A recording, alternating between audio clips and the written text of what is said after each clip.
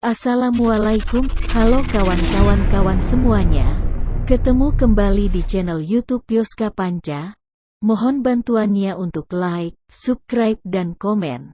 Semoga kita sehat dan dimurahkan rezekinya. Amin.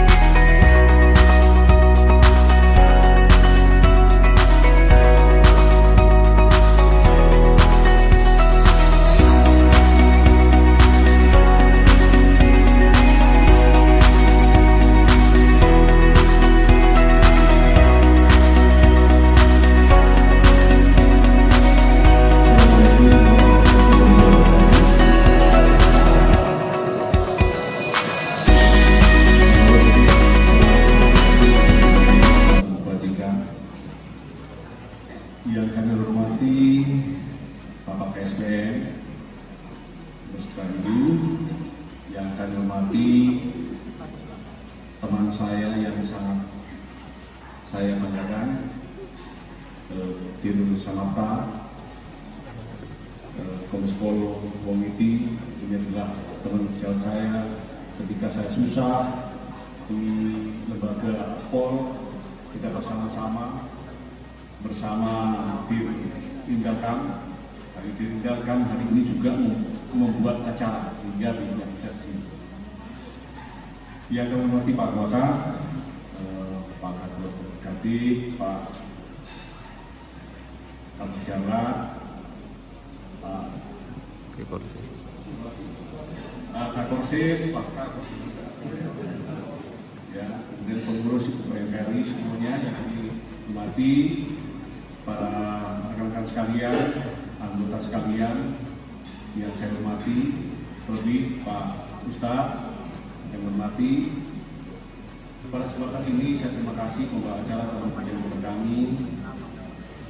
Kami melaksanakan tugas sebagai KSPN ini sangat singkat sekali, yang mana sebenarnya saya ingin lama-lama, namun karena pertimbangan karena situasi sehingga saya diperintahkan untuk menjadi Anjak Akpol kembali, menjadi dosen utama Akpol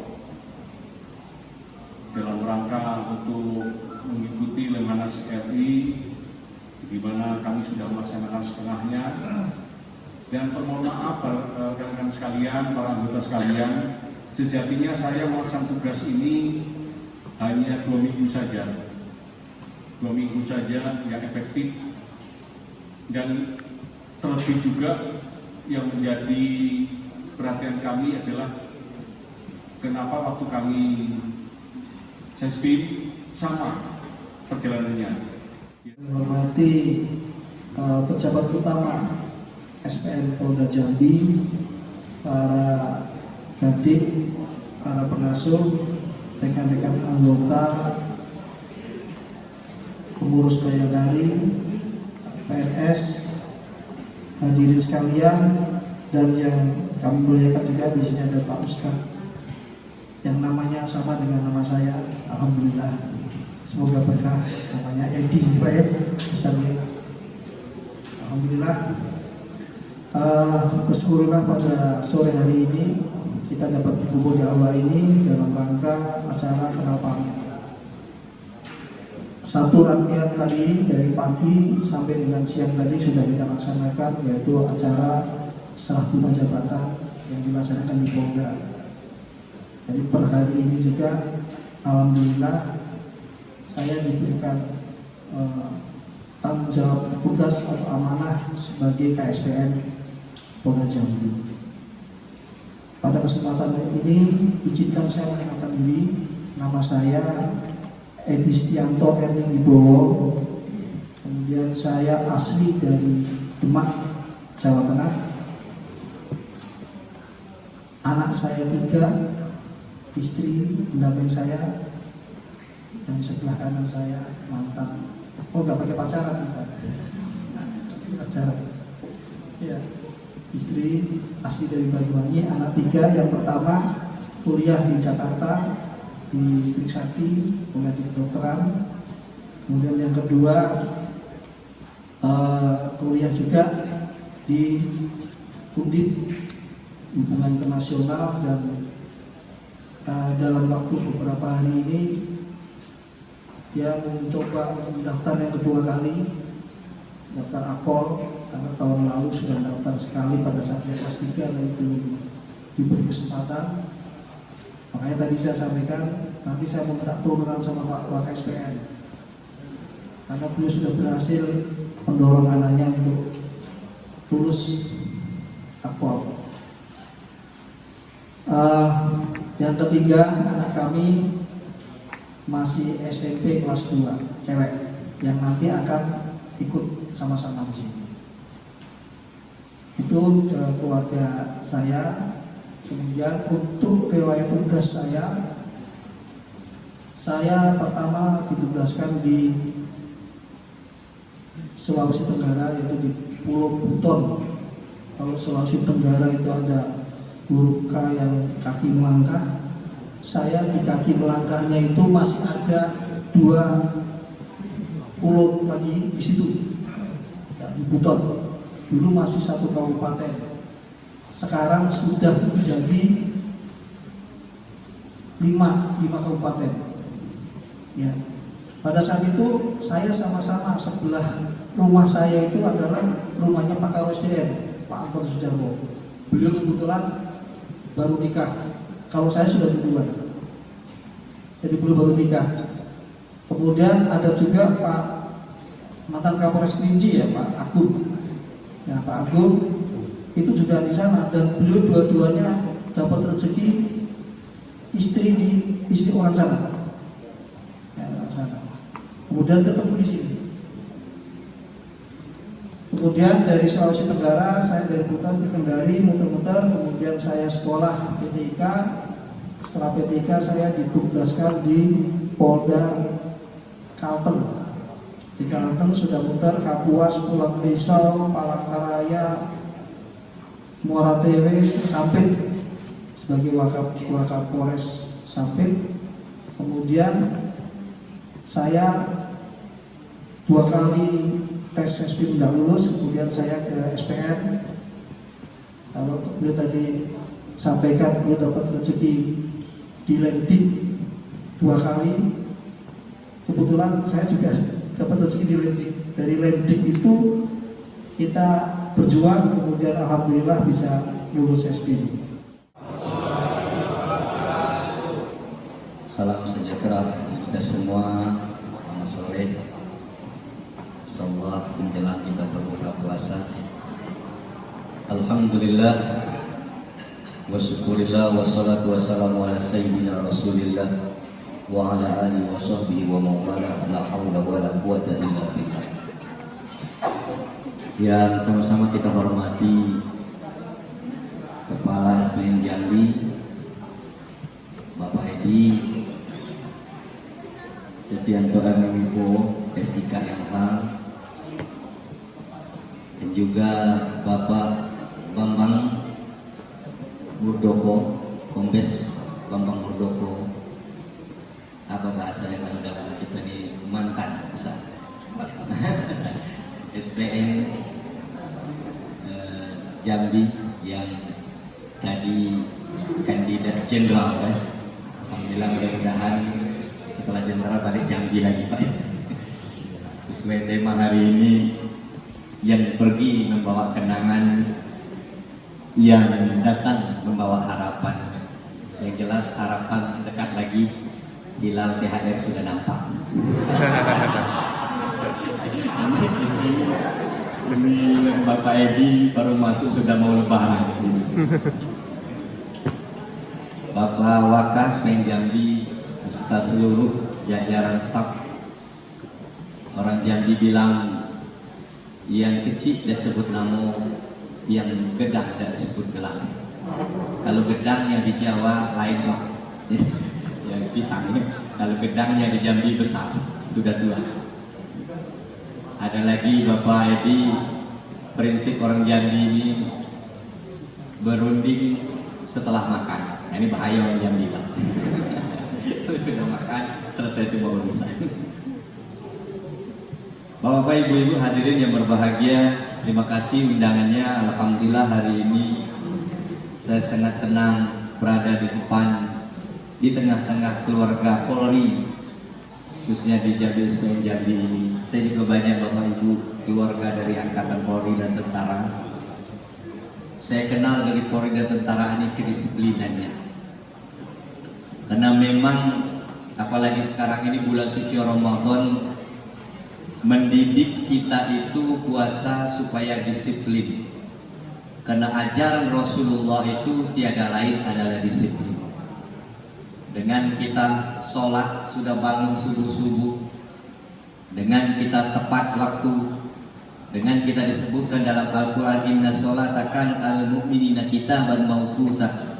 Sesungguhnya sholat itu diwajibkan bagi orang beriman yang sudah ditentukan waktunya. Dari mulai Tuhan sampai dengan Nabi, sampai dengan aturan-aturan yang ada dalam Polri, tampaknya bersinergi. Amin ya rabbal alamin. Puasa mendidik disiplin, bagaimana kita serentak sahur, maka kita serentak imsak. Puasa mendidik kita disiplin, bagaimana kita nanti azan maghrib, maka serentaklah juga kita berbuka puasa.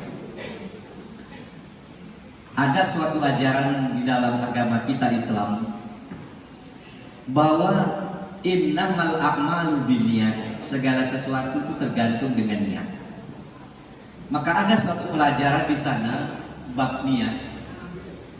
Bisa jadi amalan dunia yang kita lihat itu amalan dunia, tapi dinilai oleh Tuhan sebagai amalan akhirat.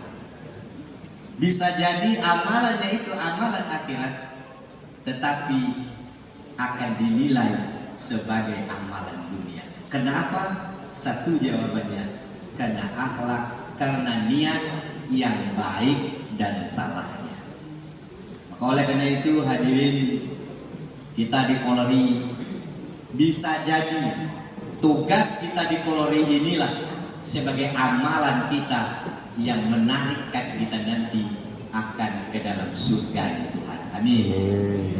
Belum tentu yang kita sodakohnya banyak, belum tentu yang umrohnya yang sekarang sedang ngetren. Sekarang saya bilang umroh ini sedang ngetren. Semua bisa umroh. Kalau dulu jarang orang bisa umroh. Sedang menjadi style bahkan. Belum tentu itu kalau niatnya yang buruk. Kalau niatnya tidak ikhlas karena Tuhan, ikhlas karena Allah. Bisa jadi kita kerja, jaga di pos. Bisa jadi kita melayani umat. Bisa jadi dengan kita di polisi ini, malah itu yang menarik kita ke dalam surganya Allah. Yang itu kita lihat, kita tengok sebagai amalan dunia. Hadirin yang dimuliakan Allah Subhanahu wa Ta'ala, intinya adalah di niat. Apalagi kini kita dalam bulan suci Ramadan. Yang istimewanya itu hadirin, sebenarnya bukan puasanya, sebenarnya bulannya. Yang banyak diberikan keistimewaannya itu adalah bulan Ramadannya. Kalau puasa itu semua puasa. Maka ada ayat kutiba alal ladzina min qablikum, kita wajib puasa sebagaimana orang dulu itu juga puasa. Yang nabi dulu puasa, dan maaf, saya rasa semua agama ada puasa. Dulu ada Nabi Daud, puasanya hebat lagi Bapak Ibu. 1 hari puasa, 1 hari tidak. 1 hari puasa, 1 hari tidak. Begitu terus sepanjang hidup. Mungkin ada orang di sini gitu Pak. Ada sini Pak, 1 hari puasa, 1 hari tidak. Cuman di bulan puasa ya, bulan Ramadan. Katanya bilang ikut puasa Nabi Daud. Dulu puasa. Jangan kita merasa ini manusia, binatang tuh pakai puasa. Ayam puasa, ular puasa. Ular itu Bapak Ibu, sekali makan 2 minggu mereka itu tidak makan puasa. Ini hebat, ular. Jadi kalau kita tidak mampu puasa, ini kalah buat ular. Mereka puasa. Ayam, kalau mereka itu mengeramkan telurnya, ini menetaskan telurnya, dia puasa. Dibagi makan, ayam dari kepala, makan ayam, dah puasa. Jadi yang tidak mampu puasa, maaf, kalau buat ayam mirip-mirip. Nah, begitu. Semua puasa. Dan maaf, dulu orang sudah terkenal yang mereka itu mengambil ilmu kebatinan dan sebagainya, yang ini Bapak dari rumah di pesantren dulu kami disuruh puasa, ada puasa mukti, memang diberikan oleh Allah. Nah, kita yang sudah tua-tua ini tentu tidak kesana lagi arahnya. Kita yang sudah tua-tua ini tentu puasa itu untuk mendekatkan diri dengan Tuhan. Kita yang puasa-puasa yang tua-tua ini, puasanya bukan lagi ingin kebal, ingin sakti dan sebagainya. Kita yang sudah tua-tua ini, puasanya sudah pasti ingin supaya ruhnya lebih baik, ruhnya lebih kenal kepada Tuhan yang Maha Esa. Nah, itu tujuan kita puasa. Hadirin yang berbahagia, puasa adalah pendidikan untuk mengendalikan hawa nafsu. Kita diberikan oleh Tuhan nafsu, malaikat tidak. Malaikat cuma diberikan akal, tidak diberikan nafsu. Makanya Ibu, kalau ingin punya suami tidak pernah salah, ya bersuami dengan malaikat. Dan Bapak juga kalau ingin punya istri tidak pernah salah, maka beristrilah dengan malaikat. Malaikat tidak pernah salah karena punya akal, tak punya kemauan nafsu. Tapi binatang diberikan oleh Allah nafsu, makanya maaf, binatang salah terus.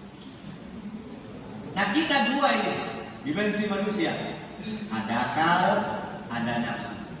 Maka puasa dididik kita ini semaksimal mungkin supaya seperti malaikat. Kapan? Siangnya. Artinya bukan dididik untuk menghilangkan nafsunya, tapi dididik supaya mirip-mirip malaikat. Artinya dikendalikan. Coba malaikat tidak makan, dia tidak makan. Malaikat tidak kawin siang hari, dia tidak kawin. Malaikat tidak minum, kita tidak minum. Supaya manusia naik ke tatanan derajatnya malaikat. Cuma dikendalikan. Hati-hati, nafsu itu Bapak dikendalikan, jangan dihilangkan. Jadi kalau orang pidato, mudah dengan puasa ini bisa menghilangkan hawa nafsu, kasus Pak. Kalau nafsu hilang, coba kalau nafsu makan hilang, nanti di situ banyak kambing, kari kambing. Sekali orang makan Pak, udah nafsu hilang. Coba Ibu kalau nafsu tidur hilang, Ibu cari dokter, beli pil, mau tidur, pil tidur. Susah kalau nafsu tidur hilang. Coba nih bapak-bapak, maaf, kalau nafsu sama istri hilang, kacau. Nah ya Pak, istri sudah mandi, sudah rapi-rapi, sudah wangi-wangi, datang gitu, sana, hilang. Artinya apa? Nafsu bukan dihilangkan, dikendalikan. Kapan? Makan kita kendalikan. Kapan? Siangnya. Monggo nanti maghrib silakan. Maka orang yang bisa mengendalikan nafsu inilah orang yang bakal selamat dunia akhirat. Mohon maaf. Punya harta Ibu, nafsunya ada, ingin punya harta. Kalau udah punya nafsu, tidak kepengen punya harta, pangkat dan jabatan. Cuman apa? Dikendalikan, ikuti jalannya dan realnya. Orang kalau tidak mengendalikan nafsunya, ujung-ujungnya sikut sana, sikut sini, ambil sana, ambil sini, tidak tahu halal, tidak tahu haram, tidak tahu punya kita, tidak tahu hak orang. Inilah ini. Kalau sudah itu dilakukan, nafsu yang kita kedepankan, maka maaf kita akan jatuh ke dalam tatanan derajatnya binatang. Nah, Nauzubillah. Amin. Hadirin yang dimuliakan Allah Subhanahu wa taala, intinya adalah Ramadan adalah bulan latihan bagi kita. Kalau anak-anak didik kita pengen dia latihan yang dengan benar, insya Allah lulus dengan baik. Begitupun kita dalam bulan suci Ramadan, latihan dengan secara benar, lidahnya dijaga, matanya dilatih, perutnya dilatih, apapun itu dilatih, insya Allah keluar dari Ramadan, latihan kita akan menjadi baik dan akan menghiasi 11 bulan ke depannya. Kemudian mari kita bersinergi di dalam mempertahankan negara kita ini, NKRI kita ini, tanpa memandang ras. Makanya saya senang dengan Polri itu begitu, tidak memandang ras. Saya sering ngopi-ngopi dengan Polres, dengan apa sering. Polri dulu selama COVID sering jalan bersama ini. Tidak memandang hal yang demikian. Dan ini ajaran Rasulullah. Ketika Nabi Muhammad dulu hijrah masuk ke kota Madinah, ada yang dikenal dengan Piagam Madinah. Nah, di Piagam Madinah itu tertulis bahwa kita akan mempertahankan negara kita Madinah ini, tak peduli rasnya apa, sukunya apa, dan agamanya apa. Jadi jangan sangka waktu itu ada jihad, ada perang. Kalau kita baca sejarah, sangka kita semua orang Islam yang perang itu. Tidak, semua orang Madinah yang mereka itu sudah ikut ikrar dengan Rasulullah, dengan Nabi Muhammad, mereka ikut mempertahankan kewibawaan negara. Dan Rasulullah ketika sampai Madinah, apa doa beliau? Ya Allah, jadikan hatiku ini cinta dengan Madinah sebagaimana aku cinta kepada kota Mekah. Artinya apa? Rasulullah itu cinta tanah air. Makanya saya sering lihat di TV di mana berita-berita ada orang yang ingin merubah NKRI, Pak. Ada orang ini, saya balik depan, saya ajak kawan-kawan. Kalian kalau baca sejarah tidak seperti ini ajaran yang kalian dapatkan. Kadang-kadang saya heran, lihat baju putih pakai sorban, jenggot lengser sampai ke tanah. Tapi kok sangat sejarah tidak digali bagaimana Rasulullah itu dulu hidup. Ada yang gerak maaf, yang berdampingan, yang kerja, yang satu kerjaan, yang tetanggaan, yang ini Islam, yang ini non Muslim, ada yang gerak dan sebagainya. Tidak seperti itu Rasulullah. Allahumma jannah wa na'udzubika min sakhatika wan nar. Allahumma innaka afuwwun karim tuhibbul afwa fa'fu 'anna. Ya Karim, ya Rahim, ya Wadud, ya Allah. Allahumma qdi hajati hajatana wa matlubana wa maksudana wa amalana bi fadlika wa judika wa karamika innaka ala kulli syai'in qadir. Subhana rabbika izzati amma yasifun wa salamun alal mursalin